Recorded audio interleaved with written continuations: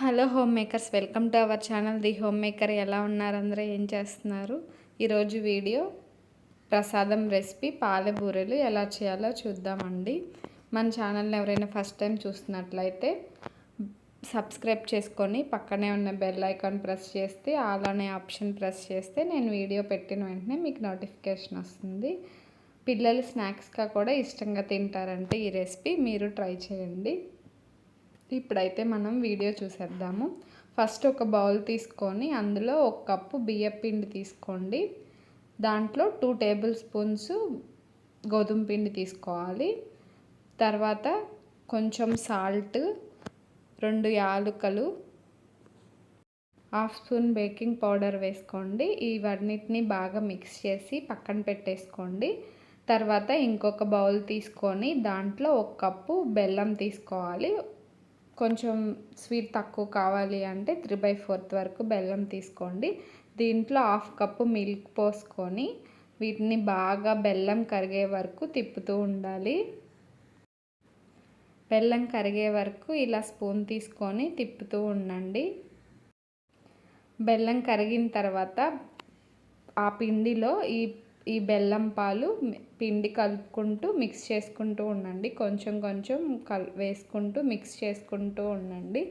పాలు సరిపోకపోతే మీకు పిండి కన్సిస్టెన్సీ వచ్చే వరకు పాలు సరిపోకపోతే ఇంకొంచెం పాలు వేసుకొని ఇలా రిబ్బన్ లాగా వచ్చేలాగా పిండి మిక్స్ చేసుకోండి. స్టవ్ మీద ఒక ప్యాన్ పెట్టుకొని అందులో డీప్ ఫ్రైకి సరిపడంత ఆయిల్ వేసుకోండి.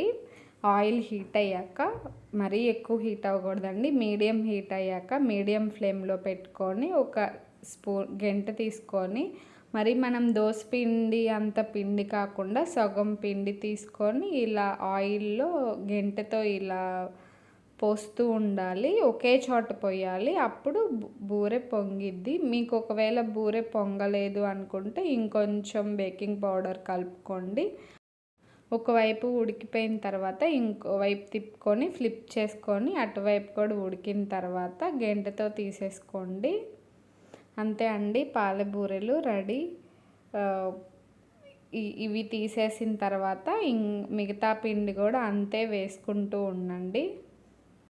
మీకు ఒకవేళ పిండి కలవలేదు, ఇంకా మధ్యలో పిండి ముద్దలు ముద్దలుగా ఉంది అనుకుంటే ఆ పాలు పిండి అంతా మిక్సీ అయినా పట్టుకోవచ్చు. మిక్సీలో కూడా బాగా మిక్స్ అయిపోతుంది. లేకపోతే బీట్ చేసుకోవచ్చు. మీ దగ్గర బీటర్ ఉంటే బీట్ కూడా చేసుకోవచ్చు. అవన్నీ తీసేసిన తర్వాత ఇంకా పిండి ఉంటుంది కదా, అది కూడా చిన్న చిన్నగా వేసుకుంటూ ఉండండి. నేను ఆల్రెడీ బియ్యం పొడి పిండి వేయించింది ఉంటే దాంతోనే చేసేసానండి. మీకు కావాలి అనుకుంటే బియ్యం నైట్ అంతా నానబెట్టి మార్నింగ్ 3-4 టైమ్స్ వాష్ చేసి ఆరబెట్టి మిక్సీ పట్టుకొనైనా చేసుకోవచ్చు. ఆ మిక్సీ పట్టిన దాన్ని జల్లించుకొని ఏం బరక లేకుండా పిండి చేసుకోవచ్చు. నేనైతే ఆల్రెడీ పట్టి ఫ్రిడ్జ్లో స్టోర్ చేసుకున్నాను, దాన్నే యూస్ చేశాను. ఏదైనా పర్లేదండి. అంతే అండి, మన పాల బూరెలు రెడీ. మీరు ట్రై చేసి ఎలా వచ్చిందో కామెంట్ సెక్షన్లో కామెంట్ చేయండి. ఈ వీడియో మీకు నచ్చినట్లయితే లైక్ చేసి, షేర్ చేసి, సబ్స్క్రైబ్ చేసుకోండి. Thanks for watching.